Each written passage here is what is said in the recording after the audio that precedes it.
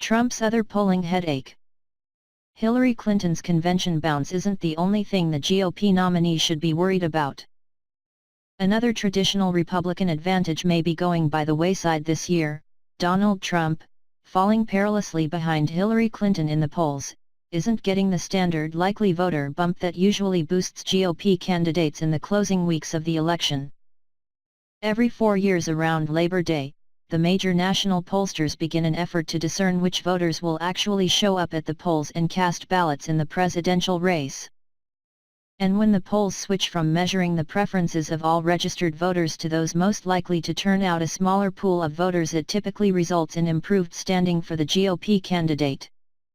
That's because established Republican constituencies, namely older voters, but also sometimes whites, wealthier and more educated voters, turn out at higher rates than some core Democratic demographic groups, like younger voters. According to the census current population survey, only 45% of U.S. citizens aged 18 to 29 cast ballots in 2012, compared with 68% of those 45 to 64, and 72% of senior citizens 65 and older. But while the switch to likely voters in public polling is just beginning, all indications are that Trump won't run better among the voters who will actually turn out this fall, compared with the universe of all Americans on the voting rolls. That could be due, in part, to Trump's reliance on less traditional voters who haven't been regular participants in the presidential elections. But that explanation seems unlikely. Most of Trump's primary and caucus supporters have already been general election voters. And polls weren't missing those Trump supporters. Anyway, the New York real estate magnate didn't outperform his polling numbers in the primaries. What's more likely happening is that Trump, viewed unfavorably by nearly 2/3 of voters, isn't motivating enough Republican or Republican-leaning voters the way previous GOP nominees have. Polls show Clinton supporters and Democratic voters are as enthusiastic about participating in the general election as Trump backers and Republicans, if not more so. That's a big turnaround from 4 years ago, when despite President Barack Obama's overall advantage among the electorate, Republicans and voters who said they supported former Massachusetts Governor Mitt Romney were the more enthusiastic and motivated group. That phenomenon was clearly on display when a number of national pollsters began screening for likely voters in August and September 2012. Obama's registered voter lead over Romney immediately shrank among likely voters in all 7 major national polls the first time they implemented a likely voter screen. The movement among likely voters was occasionally jarring. Over the 7 polls, Obama's margin over Romney shrank by more than 4.4 points. A CNN/ORC poll in late August 2012 found Obama leading Romney by 9 points among registered voters, but only 2 points among likely voters. After the conventions that year, in early September, Obama's 6-point lead among registered voters in an ABC News/Washington Post poll was slashed to just a point. While only a handful of national public polls have started surveying likely voters, that doesn't seem to be happening this year. Clinton led Trump by 8 points among registered voters in the ABC News/Washington Post poll released on Sunday, and 7 points among likely voters. A Monmouth University poll out Monday moved slightly in the other direction. Clinton led by 12 points among registered voters and 13 points among likely voters. The new Bloomberg News likely voter poll did not produce results for all registered voters.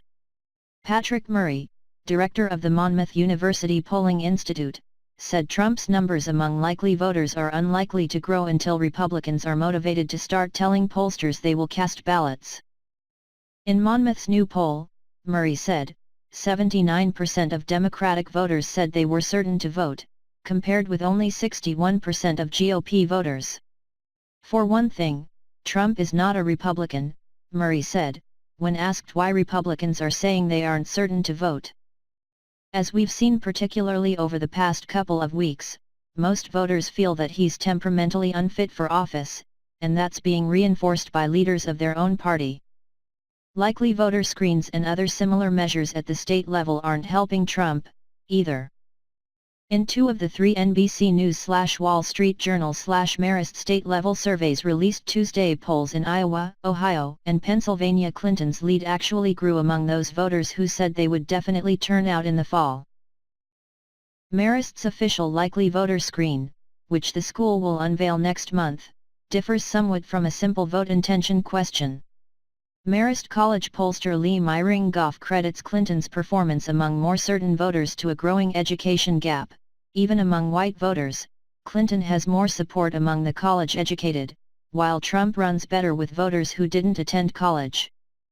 And more educated voters, historically, vote at higher rates than less educated voters. She's doing better among white, college-educated voters, and he's doing better among white non-college voters, Myring-Goff said. The fact that the Democrat is doing better among white college voters, that's unusual. And they tend to vote.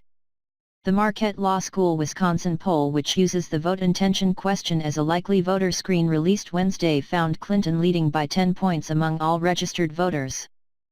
But that lead swelled to 15 points among likely voters. Marquette pollster Charles Franklin said that the advantage has shifted between the candidates during the course of the general election campaign. "We've seen some fluctuation in this," Franklin said. Leading up to the closely watched GOP presidential primary in April, Republicans had the usual 5 or 6 point advantage in turnout among likely voters vis-a-vis Democrats. Clinton then grabbed the likely voter advantage in Marquette's June poll as she surged nationally, but Trump snatched it back in July. Franklin pointed to Trump's relative performance among Republicans. He's winning just under 80% of self-identified Republican voters in the Marquette poll, calling it the result of a more divided Republican Party that the convention did not substantially ameliorate. And that's affecting the turnout likelihood, but it's also at this point not bringing home those reluctant Republicans not yet ready to vote for Trump. What's most troubling for Republicans is that voters' ambivalence about Trump could hurt their candidates down the ballot. In the NBC News/Wall Street Journal/Marist polls, Democratic Senate challengers each gained on their incumbent GOP opponents when only those who said they were certain to vote were measured. In Iowa, former Lieutenant Governor Patty Judge slashed her deficit against Senator Chuck Grassley from 10 points to only 1 point among self-described certain voters.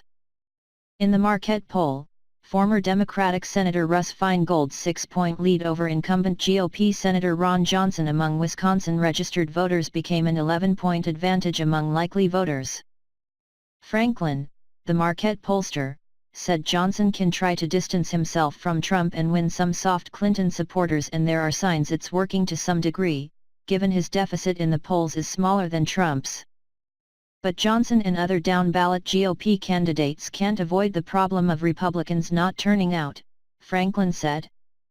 He still has to face a likely voter electorate which has, relatively speaking, fewer Republicans than we might see in other election years.